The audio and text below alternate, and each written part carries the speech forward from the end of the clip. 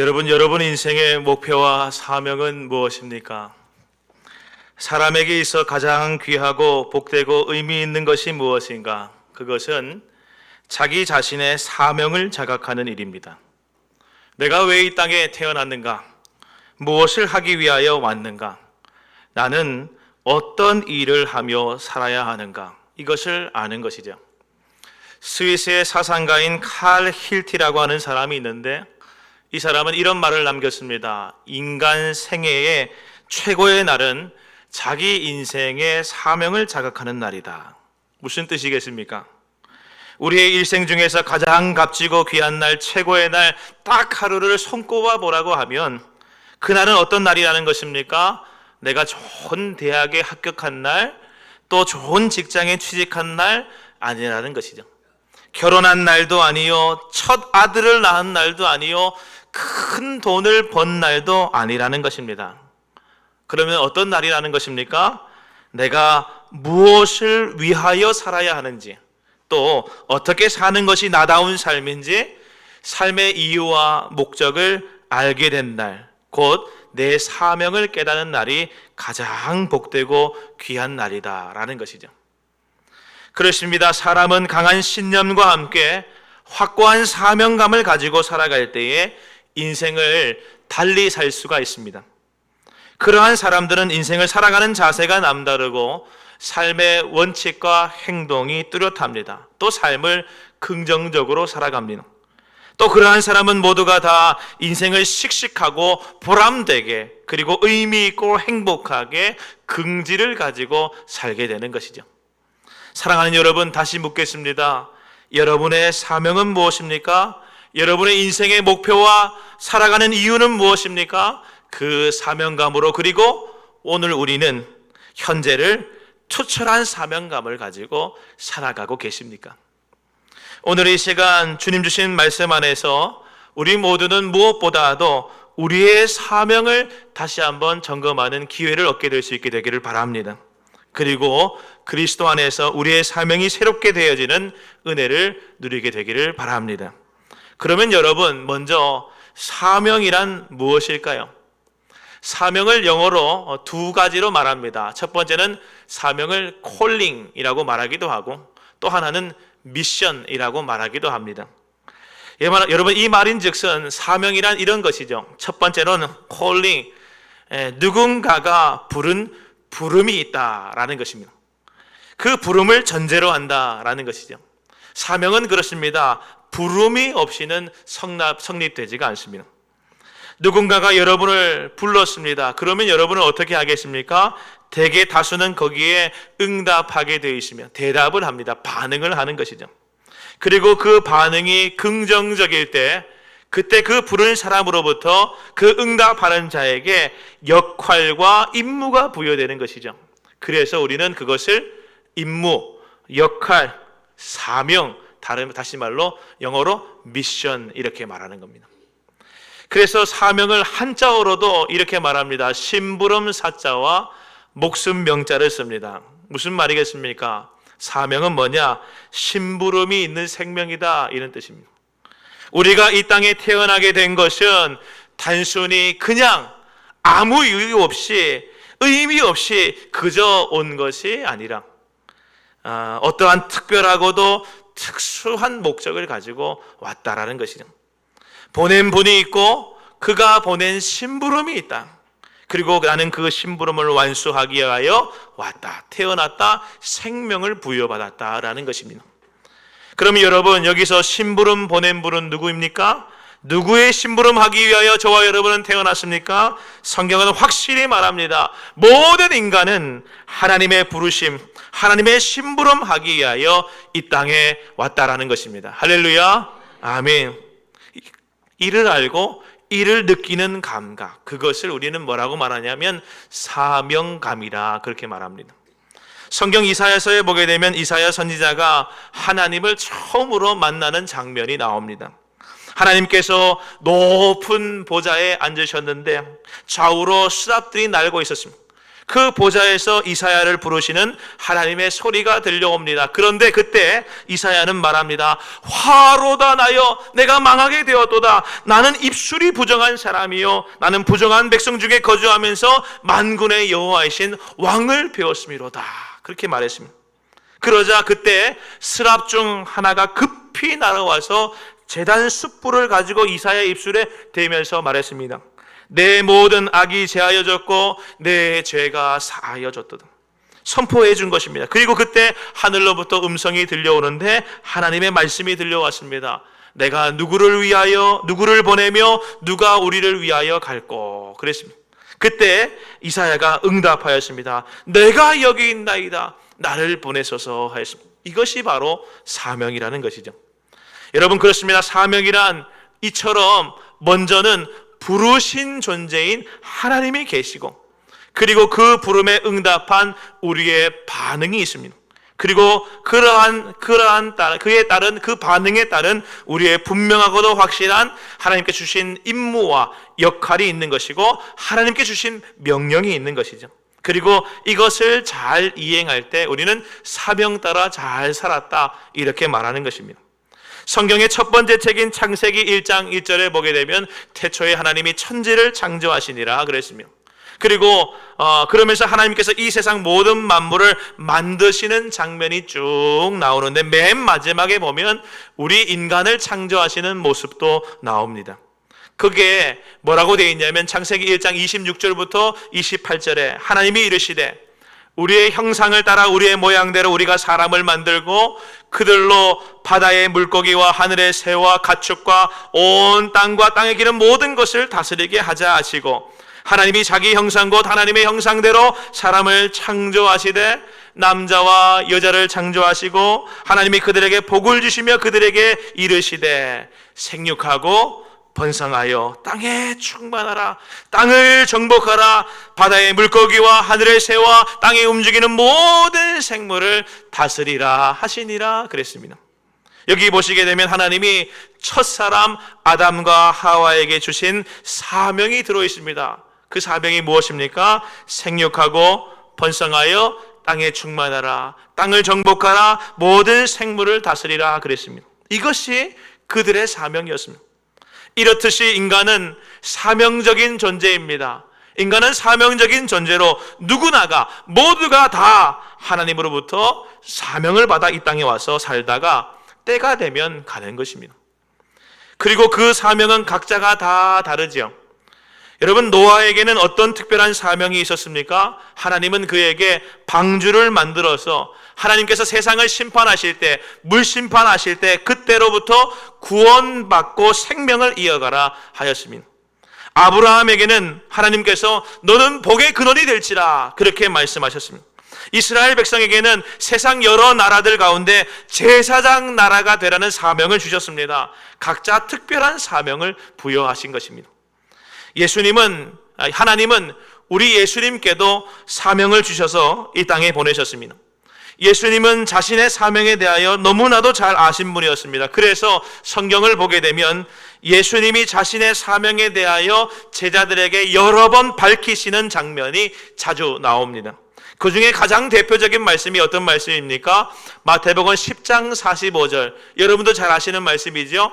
마가복음 4장 10장 45절 같이 한번 읽어보겠습니다. 시작. 인자가 온 것은 섬김을 받으려 함이 아니라 도리어 섬기려 하고 자기 목숨을 많은 사람의 대속물로 주려 함이라. 아멘. 그렇습니다. 예수님은 자신의 사명이 십자가라는 것을 잘 알고 계셨습니다. 자신의 섬김과 희생과 자신의 죽음을 통하여 많은 사람을 살리는 구원이 사명이라는 것을, 구원하는 사명이라는 것을 자신이 받았다는 것을 잘 알고 계셨습니다. 충분히 이해하셨습니다. 그래서 예수님은 기꺼이 고통의 십자가가 있는 골고다 언덕을 향하여 한 걸음 한 걸음 담대히 나아가신 것입니다. 여러분, 예수님도 사명이 있으셨습니다. 사명감을 가지고 사셨습니다. 그 사명을 이루기 위하여 힘쓰셨습니다. 여러분, 이를 아는데 저와 여러분이 오늘 이 땅에 살아가는 하나님의 사람들인 우리가 사명감 없이 살아서는 되겠습니까? 사랑하는 여러분, 오늘 저와 여러분은 하나님께서 이 땅에 보내신 생명으로 심부름 받은 자처럼 우리는 사명적 존재라는 사실을 믿고 살아가는 저와 여러분 다 되시기를 주님의 이름으로 축복합니다. 하나님은 우리를 만드셔서 우리를 부르셨고 우리 각자에게 꼭 맞는 필요한 사명을 이미 주셨습니다. 이 말씀에 아멘하는 저와 여러분 다 되시기를 주님의 이름으로 축복합니다. 그러면 우리는 나의 사명을 어떻게 발견할 수 있을까요? 미국을 움직이는 가장 영향력 있는 백인의 1위로 늘 몇 번씩이나 꼽혔던 오프라 윈프리라고 하는 사람이 있습니다. 이 오프라 윈프리라는 사람은 여성인데 토크 진행자입니다. 우리가 이제 유재석이라고 하는 아주 유명한 토크 진행자가 있는 것처럼 미국에는 오프라 윈프리라고 하는 여성 토크 진행자가 있었죠. 그녀의 자서전인 이것이 사명이다 라고 하는 책에 보게 되면 이 오프라 윈프리가 가지고 있었던 인생 철학 4가지가 기록되어 있는 것을 보게 되는데 이것이 저와 여러분의 사명을 발견하는데 큰 도움을 줍니다. 오프라 윈프리는 이렇게 말합니다. 첫 번째, 남보다 더 많이 가진 것이 있느냐? 그것은 축복이 아니라 사명이다 그랬습니다. 둘째로, 남보다 아파하는 것이 있느냐? 그것은 고통이 아니라 사명이다 그랬습니다. 왜냐하면 남보다 많이 아픈 사람은 아파본 그 사람만이 아픔 겪는 사람들을 위하여 봉사할 수 있기 때문이라는 것이죠. 세 번째, 남보다 설레는 것이 있느냐? 이것만 생각하면 너무 설레고 기쁘고 남보다 더 집중하여 그것을 생각할 수 있는 사람, 설레는 것이 있으면 그것은 망상이 아니라 사명이라 그랬습니다. 네 번째, 남보다 부담되는 것이 있느냐? 그것은 강요할 것이 아니라 사명이라 그랬습니다. 사랑하는 여러분, 그렇습니다. 사명은 어떤 특별한 무언가가 아닙니다. 굉장히 일상적인 것과 관련이 깊습니다. 남보다 더 가진 것이 있습니까? 어떤 것을 여러분은 남보다 더 많이 가지셨습니까? 그것은 하나님께서 여러분에게 주신 사명입니다. 다른 누군가를 도우라고 내게 잠깐 그것을 맡겨주신 것이죠.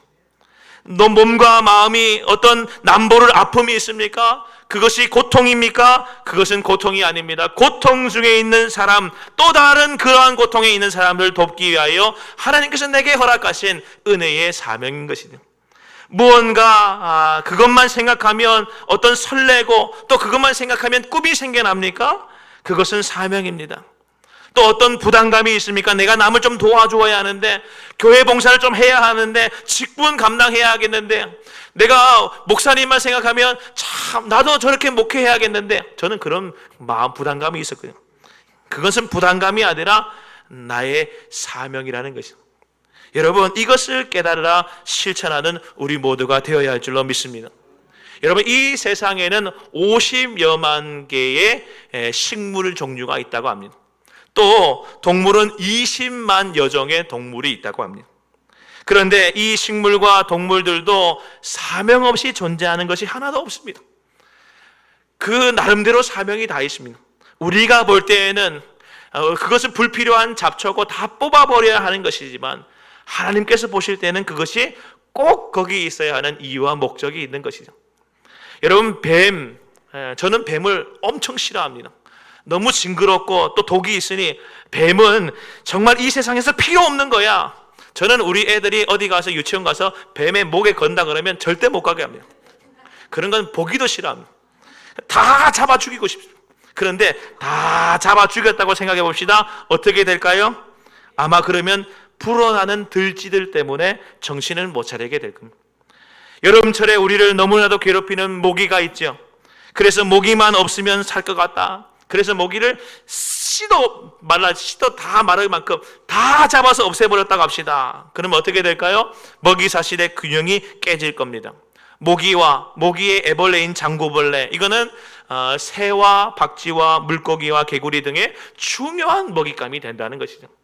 모기도 꿀벌처럼 꽃가루를 몸에 묻혀서 옮김으로 인하여서 식물들이 열매 맺는데 많은 도움을 주는 이로운 곤충이라고 하죠. 여러분, 그렇습니다. 마찬가지입니다. 세상의 모든 것이 다 그렇습니다. 인간도 동일합니다. 우리 가운데 우연히 이 땅에 태어난 사람이 있을까요? 한 사람도 없습니다. 아무도 이 세상에 무의미하게 태어난 사람이 없는 것입니다. 비록 내 부모가 원치 않는 임신 가운데 나를 실수로 태어나게 했습니다 라고 말하는 사람이 있다 할지라도 그도 하나님께서 그냥 이유 없이 아무런 목적 없이 태어나게 하신 것이 아니요, 다 각자에게 주신 심부름, 곧 사명이 있는 것입니다. 물론 그 사명과 심부름이 사람마다 다 다르겠죠. 어떤 이는 다른 이보다 좀 크다 하는 사명을 가진 사람도 있고, 또 어떤 일은 다른 사람보다 더 작다 하는 사명을 가진 사람도 있을 수가 있습니다. 요즘에는 그렇지 않은데 옛날에는 학교마다 소사라고 하는 분이 계셨습니다. 여러분 아십니까? 저희 초등학교 때는 저는 국민학교 5학년까지 다녔고 초등학교 6학년을 다녔습니다. 제가 국민학교 5학년 다니다가 갑자기 그 다음 해가 되니까 국민학교 아니래요. 이제 초등학교래요. 그래서 저는 이제 초등학교를 졸업한 1회 졸업생인데요. 여러분 초등학교 안 다녀봤으면 말을 하지 마세요. 저는 초등학교를 다녀봤어요. 근데 그 초등학교를 관리하고 잡무를 처리하기 위하여 고용된 사람을 뭐라고 말하냐면 소사라 그래요. 소사. 심부름이나 하고 허드렛 일을 한다고 해서 심부름 사자를 뒤에 쓰고 작을 소자를 써서 작은 일을 한다. 그래서 소사라 그렇게 불렀습니다. 작은 일을 하는 사람이라는 것이죠. 그런가 하면 나라의 부름을 받고 큰 일을 하면서 나가서 큰 일을 하는 사람을 뭐라 그럽니까? 그 사람은 대사라 그럽니다. 대사. 하나님의 대사. 우리나라의 대사로 어디 나라가서 이렇게 일하는 사람 대사다. 그 사람 일은 크다는 것이요. 특별한 심부름을 받고 나가면 그 사람은 특사다 그럽니다. 몰래 심부름을 탁 하면은 그건 밀사라 그럽니다. 하늘의 심부름을 받으면 천사라 그러고, 그리고 목사도 하나님의 심부름을 받았다고 해서 사자다 그렇게 말합니다. 여러분 이렇듯이 심부름의 크기와 심부름의 모양은 저마다 각자 다 틀립니다. 사명의 모양이 다르고 사명의 크기가 다 다르다는 것이죠. 그러나 사명의 중요도는 다 똑같습니다. 무엇보다 덜 중요하고 무엇보다 더 중요한 사명은 있을 수가 없는 것이죠. 제가 여기 손에 시계를 차고 있지는 않지만 시계가 있다고 생각해 보십시다. 시계에 여러 가지 부속품이 있죠. 시침도 있고 분침도 있고 초침도 있습니다. 겉에 이렇게 딱 덮는 유리도 있고, 또 이렇게 손에 매는 이렇게 매는 것도 있고, 뭐 많이 있죠. 뭐 옆에 돌리는 것도 있고, 이런 것들은 사실 다 큰 부속품에 해당합니다. 우리 이만석 장로님이 시계를 잘 아실 텐데, 근데 이것을 열어보면 그 안에 태엽도 있고 또 조그마한 나사도 있고 핀도 있고 얼마나 부속품이 그 속에 많은지 몰라요. 그래서 돋보기 보고 하고 현미경 쓰고 봐야 될 만큼 조그마한 부속품 나사가 얼마나 많이 있고 그것들이 서로 맞물려서 연관되어서 그 일들을 하게 하는 것이죠. 그런데 그 중에 조그마한 나사 하나가, 핀 하나가, 나는 필요 없는 존재인 것 같아. 나는 중요하지 않은 존재인 것 같아. 나는 그냥 하는 일 없이 여기 박혀 있는 것밖에 하는 일이 없는데, 그렇게 생각하면서 스스로 시계가 거기서 탁 빠져나와서 도망갔다고 해봅시다. 그럼 어떻게 되겠습니까? 그 시계가 잘 돌아갈까요? 그 시계가 정확한 시간을 알려주게 되어 있습니까? 안 되는 겁니다. 그럼 어떻게 됩니까? 그 시계는 우리 이만석 장로님한테 맡겨야 되는 거예요. 아무것도 할 수 없는 거예요. 하나도 중요하지 않은 사명이 없는 것입니다. 여러분, 사람도 마찬가지입니다. 그 사명이 커 보이는 사람이 있죠. 교회에서도 보게 되면 목사의 사명이 얼마나 커 보입니까? 해야 할 일이, 중요한 일이 많은 것처럼 보이겠죠. 그러나 그 사명이 좀 작아 보이는 사람이 있습니다. 그러나 그 커 보이는 사명을 가진 사람이라도 해서 더 중요한 사람, 그 사명이 좀 작아 보이는 사람이라서 덜 중요한 사람은 하나님 앞에서 없는 것입니다. 할렐루야. 물론 성경에 보게 되면 대선지자, 소선지자라고 하는 구분이 있습니다. 이것은 그 사람이 큰 사명 맡아서 대선지자고 작은 사명 맡아서 소선지자다 이렇게 부르는 것이 아닙니다. 이것은 사람들이 그렇게 나누는 것인데, 그가 쓴 책의 분량이 많다 해서 대선지자라고 하는 것이고 책의 분량이 적다라고 해서 소선지자라고 우리가 부르는 것이지, 하나님 앞에서 모든 인간은 그 사명 따라서 다른 것이 아니라 사명이 있기 때문에 다 소중하고 중요한 똑같은 존재인 것이죠. 그러므로 여러분, 우리는 스스로가 내가 받은 사명이 적은 것 같아, 내가 받은 사명이 보잘것없는 것 같아, 따라서 나는 중요하지 않다, 이렇게 여기면 안 되는 것이죠. 그렇게 된다면 심부름 보내신, 사명 주신 우리 주님을 실망케 하는 일이 되어질 것입니다. 사실 심부름꾼은 심부름만 잘하면 그것으로 만족합니다. 그 심부름꾼은 책임지지 않습니다. 책임은 누가 지는 것입니까? 주인이 책임지는 것입니다. 주인이 그 일을 맡겼기 때문입니다. 따라서 하나님께서 우리를 이 땅에 사명자로 보내셨다면 그 보내신 우리 주님께서 우리로 하여금 그 모든 일을 잘 감당할 수 있도록 능력도 주시고 은혜도 주시는 것입니다. 따라서 우리를 책임지시며 그에 합당한 영광을 드러낼 수 있도록 역사해 주시는 줄로 믿으시기를 바랍니다. 따라서 우리는 하나님께 우리의 사명을 잘 감당함으로 말미암아 영광 올려드리기를 소망하기만 하면 되는 것입니다. 그런데 이쯤에서 우리가 꼭 한 가지 더불어 기억해야 할 것이 있습니다. 그것이 뭐냐? 저와 여러분 모든 그리스도인이 받은 아주 특별하고도 고귀한 한 가지 사명에 대한 이야기를 하지 않을 수가 없습니다. 물론 앞서 말씀드린 것처럼 이 세상에서 살아가는 모든 사람들은 각자 자기만의 하나님으로부터 받은 사명이 다 틀립니다. 어떤 사람들은 이런 사명, 어떤 사람들은 저런 사명 받아서 살아가는 것이죠. 그 사람이 살아가는 시대나 그 사람이 살고 있는 환경이나 그 사람이 살고 있는 여건이나 그 사람이 가진 문화나 배경이나 재능이나 능력이나 달란트나 은사에 따라서 하나님은 각자에게 맞는 사명을 다 주시는 것입니다. 그런데 그것 외에 하나님은 우리 모두에게, 모든 그리스도인들에게 동일한 하나의 놀라운 사명을 주셨습니다. 그것이 무엇입니까? 복음 전파의 사명. 복음에 대한 우리의 증인의 삶을 사는 것, 그것이 우리 모두가 받은 사명이다라는 것입니다. 마태복음 28장 19절에서 20절 말씀에 예수님께서 이렇게 말씀하셨습니다. 그러므로 너희는 가서 모든 민족을 제자로 삼아 아버지와 아들과 성령의 이름으로 세례를 베풀고 내가 너희에게 분부한 모든 것을 가르쳐 지키게 하라. 볼지어다 내가 세상 끝날까지 너희와 항상 함께 있으리라 하시니라. 마가복음 16장 15절 말씀에서도 또 이르시되 너희는 온 천하를 다니며 만민에게 복음을 전파하라 그랬습니다. 누가복음 24장 46절에서 48절에도 또 이르시되 이같이 그리스도가 고난을 받고 제3일에 죽은 자 가운데서 살아날 것과 또 그의 이름으로 죄사함을 받게 하는 회개가 예루살렘에서 시작하여 모든 족속에게 전파될 것이 기록되었으니 48절에 너희는 이 모든 일의 증인이라 그랬습니다. 여러분 오늘 우리가 읽은 말씀에도 보시게 되면 24절에 너무너무 중요한 말씀이 있습니다. 사도 바울은 이렇게 말했습니다. 내가 달려갈 길과 주 예수께 받은 사명 곧 하나님의 은혜의 복음을 증언하는 일을 마치려 하면은 나의 생명조차 조금도 귀한 것으로 여기지 아니하노라. 아멘.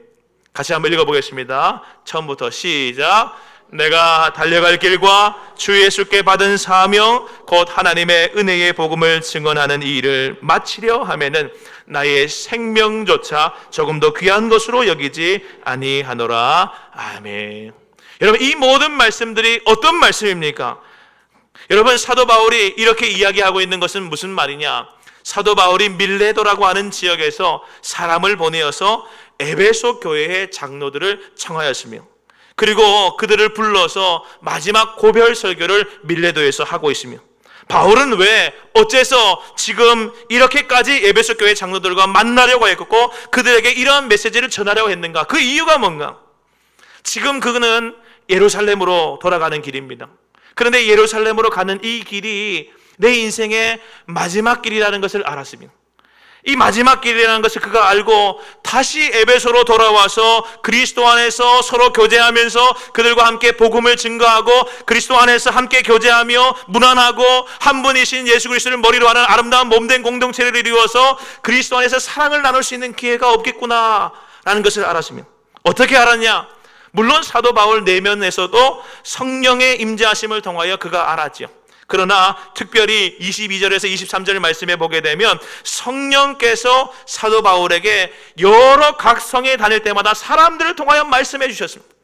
바울이 어떤 성에 가서 자기가 세운 교회를 시찰하고 돌아보며 순회 설교하고 하는 동안에 이 교회에 가면 이 교회에서 어떤 사람이, 저 교회에 가면 저 교회에서 어떤 사람이 이 사람 저 사람을 통하여 성령의 소식을 사도 바울에게 알려준단 말입니다. 그런데 그 들려주는 소식이 기쁘고 즐거운 소식이 하나도 없습니다. 들려오는 소식은 무엇입니까? 결박과 환난이 너를 기다린다. 결박과 환난이 너를 기다린다. 예루살렘에 가면 너는 매이게 될 거야, 너는 죽게 될 거야, 환난 당하게 될 거야, 어려운 일 당할 거야. 이 일을 계속해서 바울에게 알려준다는 겁니다. 이쯤 되면 바울은 어떤 마음을 가지겠습니까? 저라면 예루살렘에 안 가고 싶을 것 같습니다. 죽음이 기다린다는데 어떻게 갑니까? 그러나 바울은 오늘 말씀에 보게 되면, 그리고 이 이후의 여정을 보게 되면 바울은 담대히 나아갔습니다. 왜 나아가느냐? 왜 사도 바울은 자기를 죽이는 결박과 환난이 예루살렘에서 기다리고 있다는 것을 알아도 담대하게 그 일을 갔느냐? 오늘 말씀은 말하기를 뭐라고 합니까? 사도 바울이 스스로 고백하기를 하나님의 은혜의 복음을 증언하는 일, 이것이 나의 사명이고 이 사명을 완수하는 데에는 내 생명조차도 아깝지가 않다. 내 생명조차도 조금 더 귀하게 여김이 되지 못한다 라고 그는 고백하는 것입니다. 사랑하는 여러분, 그렇습니다. 이것이 어떻게 바울만의 사명이겠습니까? 어떻게 바울 그 사람만의 사명이라고 말할 수가 있겠습니까? 우리 모든 그리스도인의 사명이 이것 아니겠습니까? 할렐루야. 둘도 없습니다. 오직 하나입니다. 바울이 지금 말하고 있는 것처럼 하나님의 은혜의 복음을 증언하는 일, 이것이 바로 우리 모두가 받은 사명인 줄로 믿습니다. 다시 말해서 예수 그리스도의 십자가로 인하여 열리게 된 하나님께로 나아가는 길, 이 길에 대한 증인으로서의 우리는 사명을 받았다는 것이죠. 여러분, 사도 바울은 이 사명 완수를 위해서라면 자기 생명을 내놓는 것조차도 기쁘게 조금도 아깝지 않게 내놓을 각오와 자세가 되어 있다고 말합니다. 사랑하는 여러분, 우리는 어떻습니까? 사도 바울의 이러한 각오와 자세, 이러한 사명감이 오늘 우리에게는 있는가? 사실 우리가 복음을 듣게 된 것, 예수 생명의 복음을 전해받은 것, 그것도 그저 된 것이 아닙니다. 우리의 선대, 우리의 선대의 선대, 우리의 선대의 선대의 선대로부터 이러한 복음 전파의 사명을 그들이 자신의 사명으로 인식하고 이를 위하여 자기 목숨을 내놓는다는 각오로 사도 바울처럼 이렇게 살았기 때문에 우리가 이 복음을 전해받은 것 아니겠습니까? 사랑하는 여러분, 결국 그 사명감이 오늘 우리로 하여금 십자가와 부활로 인하여 주어진 예수 생명의 복음을 받게 했습니다. 그리고 그렇게 복음을 전해받은 우리는 오늘 어떠한 모습으로 살아가야 하겠습니까? 과연 우리는 사도 바울처럼 이 복음을 증거함, 하나님의 은혜의 복음을 증언하는 일, 이것이 나의 사명이라고 하는 자각함이 있고 이 받은 사명을 완수하기 위하여 목숨까지도 내놓고자 하는 각오가 있는가? 우리는 이 말씀을 통하여 질문하지 않을 수가 없습니다. 그런데 너무 안타깝게도 오늘날 많은 성도들이 어떻게 살아가느냐? 내가 예수 믿음으로 이미 구원받은 그 사실에 만족하고 그 사실에 안일하게 그 사실만 하나만을 축복으로 여기며 그것만 추구하고 살아갑니다. 내가 예수 믿고 하나님의 자녀가 되었으니 너무 감사하다, 만족한다, 기쁘다, 나는 구원받았으니 안도하면서 스스로 자위하며 이젠 됐다, 나는 이제 옮겨져서 구원의 백성이 되었으니 이것으로 나는 만족한다, 끝! 이렇게 사는 사람이 얼마나 많은가요? 여러분, 잊지 말아야 할 것은 하나님의 부르심과 구원은 딱 그것까지만 바라고 행하신 것이 아닙니다. 다른 누군가에게 동일한 복음의 증인이 되라고, 거기까지 가라고 하시는 것이 주님의 부르심인 것입니다. 여러분, 오늘 우리도 이랬으면 좋겠습니다. 복음 전파의 사명감으로 충만하여서 도저히 전하지 않고서는 견딜 수 없는 그 불타는 마음, 이것이 우리에게 있어야 우리도 진짜 사명자인 것입니다. 에스겔 3장에 보게 되면 하나님께서 선지자 에스겔을 이스라엘의 파수꾼으로 세우시면서 하나님의 메시지를 전하여서 백성들의 죄를 깨우치고 그들을 돌아오도록 회개케 하도록 하는 명령을 주셨습니다. 그리고 그 명령을 주실 때에 이렇게 말씀하셨습니다. 만일 에스겔아, 이스라엘 백성들이 너가 전하는 이 메시지를 듣고도, 하나님의 말씀을 듣고 전하는 이 메시지를 듣고도 회개하지 않으면, 그들이 그들의 죄악 가운데 죽는다면, 너는 전했지만 그들이 그들의 죄악 가운데 죽는다면 에스겔 너는 무죄하겠지만, 만일 에스겔 너가 백성이 두려워서 나의 이 말씀을 전하지 않음으로써 백성들이 죄 가운데 죽는다면 그 책임은 말씀을 맡은 이스라엘 에스겔 너에게 묻겠다 하시는 말씀이 에스겔 3장 16절부터 21절까지 나옵니다. 참 놀라운 말씀이죠. 아무리 에스겔 선지자가 개인적으로 깨끗하고 의롭게 산다 할지라도 하나님의 말씀을 전해야 할 선지자로서의 사명받은 자가 그 사명을 게을리함으로써 많은 사람들을 죄 가운데 죽도록 내버려 둔다면 에스겔은 이에 대한 책임을 면할 수 없다라는 것입니다.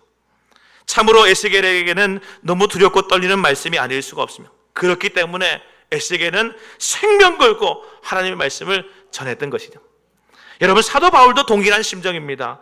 예수 그리스도의 복음 전파의 사명을 받은 자로서 이 사명을 감당하는 것이, 그것이 나에게 은혜가 된다는 것을 알기 때문에 그는 주어진 삶에서 사명을 최선을 다해 감당했던 것 아니겠습니까? 그래서 고린도전서 9장 16절 말씀에 사도 바울은 이렇게 고백한 적이 있습니다.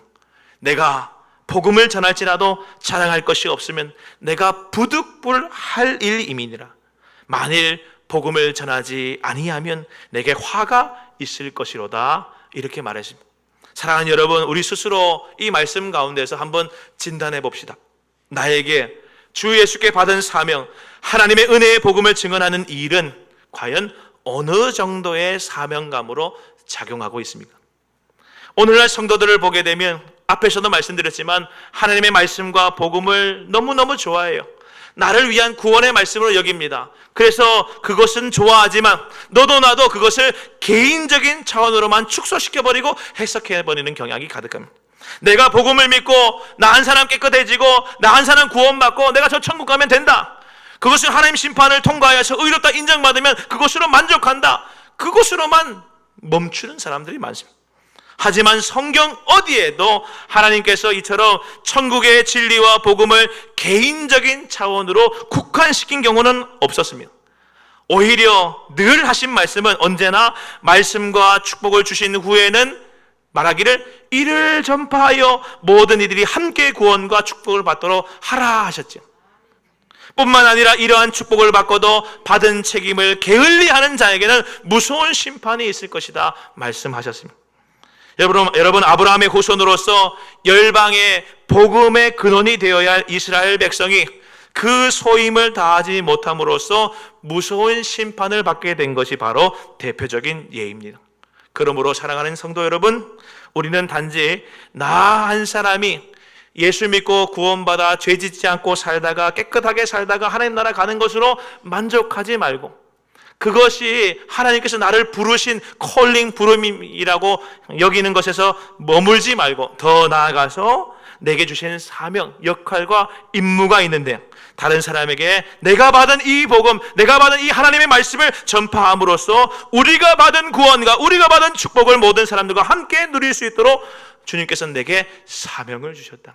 이 사실을 기억하며 최선을 다해 이 사명 감당하는 저와 여러분 다 될 수 있게 되기를 바랍니다. 이 사명을 잘 감당할 때 마지막 날에 하나님 앞에서 우리는 나를 통하여서 나 때문에 복음을 들은 사람들이 하나님을 향하여 찬송하는 그 소리를 듣고 우리의 눈에서는 기쁨의 눈물이 하염없이 쏟아져 내릴 것입니다. 제 친구가 하나 있는데 SFC 간사예요. SFC 간사. 파라처치인 SFC에 간사를 하고 있던 청년인데, 그 청년이, 제 친구가 예전에 이런 고백을 하는 적이 한번 들은 적이 있어요. 그런데 그 친구가 그 고백을 하는 것을 들으면서 그거는 내 거다. 내가 그거 가지고 기도해야겠다. 이렇게 제가 마음을 먹은 것이 있었는데, 그 친구가 어느 날 이런 얘기를 하는 거예요. 고백하기를, 나는 천국이 한 요만하다고 치고, 요만하다면 나는 천국에 사람들이 넘쳐나서 모자라서 터져나갈 만큼 나는 많은 사람들에게 복음을 전해서 그렇게 되었으면 좋겠다. 그래서 그 친구가 엘리베이터 타고 저랑 같이 올라가는데, 엘리베이터 타더니 하는 얘기가, 여기가 천국이라면 이 천국이 가득 차가 넘쳐서 못해서 넘쳐서 터져나갈 만큼 나를 통하여 복음을 받은 사람들이 천국 가면 얼마나 좋을까 이러는데, 그건 내 거야. 이건 내 사명이야. 내가 받아야지. 제가 마음에 품었습니다.